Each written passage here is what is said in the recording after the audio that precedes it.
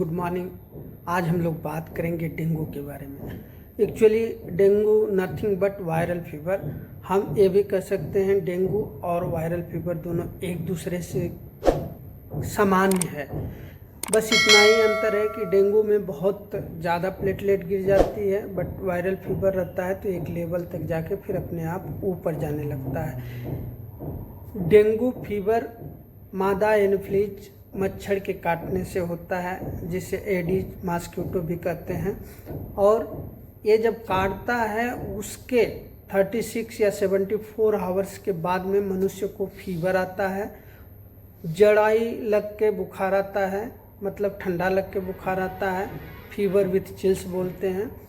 और ज़्यादा रिगर होगा, जॉइंट पेन होगा, हेडेक होगा, जो फीवर रहेगा बहुत ज़्यादा रहेगा, मतलब हाई डिग्री फीवर रहता है, वो 100 से ऊपर रहता है, 101, 102, 103 या 105 तक भी जा सकता है।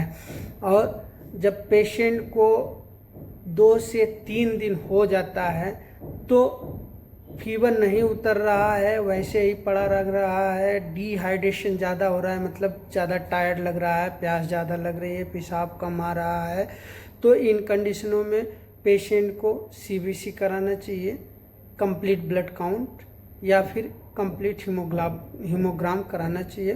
उसके बाद उसमें यदि प्लेटलेट की कमी है, 1.5 लाख से कम है, तो फिर उनको डेंगू सीरोलॉजी कराते हैं। डेंगू सीरोलॉजी में 3 चीज़ आता है: dengue, IgG, IgM, NS1। NS1 acute phase होती है, आईजीएम जो होता है वो इंटरमिटेंट होता है, आईजीजी होता है जो बीत गया, मतलब डेंगू आके आपको बीत गया। यदि तीनों पॉजिटिव है तो ये एक्यूट में माना जाता है, NS1 और आईजीजी पॉजिटिव है तो अभी आपको चल रहा है डेंगू। इन कंडीशनों में आपको ध्यान रखना चाहिए, ये फीवर 5 से 7 दिन तक रह सकता है। 3 दिन तक बुखार नहीं आया तो आपका प्लेटलेट बढ़ना शुरू हो सकता है। इसमें वैसे तो देखा जाए प्लेटलेट, ये जो वायरस है ये प्लेटलेट के प्रोडक्शन को रोक देता है, और जो हमारे शरीर में प्लेटलेट रहती है उसका लाइफ साइकिल 5 दिन होता है, 5 से 7 दिन। तो 5 से 7 दिन जो नई प्लेटलेट नहीं बढ़ती है और जो पुरानी प्लेटलेट रहती है वो उनका जब लाइफ साइकिल ख़त्म हो जाता है तो उनका ब्रेकडाउन होता है और वो धीमे धीमे कैडावर में जाने लगती हैं, इसलिए हमारे शरीर का प्लेटलेट कम होता है। ये देखना बहुत ज़रूरी है कि इस फीवर में यदि पेशेंट को प्लेटलेट 20 लाख से नीचे है तो उसको प्लेटलेट ट्रांसफ्यूजन करने की आवश्यकता पड़ती है। बहुत ज़्यादा डिहाइड्रेशन है, हाइपोटेंशन है, बीपी कम है तो हॉस्पिटलाइजेशन होने का चांस रहता है। एक बात और, यदि पेशेंट केयर अच्छे से नहीं किए, पेशेंट को सिरोसाइटिस, ये उसका हाई एडवांस कॉम्प्लिकेशन है। सिरोसाइटिस मतलब पेशेंट के जो सीरस लेयर होती है उसमें इन्फ्लामेशन आ जाता है, उसमें ब्लड पानी का जमाव होने लगता है, सीरस लेयर में गॉल ब्लैडर में स्वेलिंग ज़्यादा हो जाती है।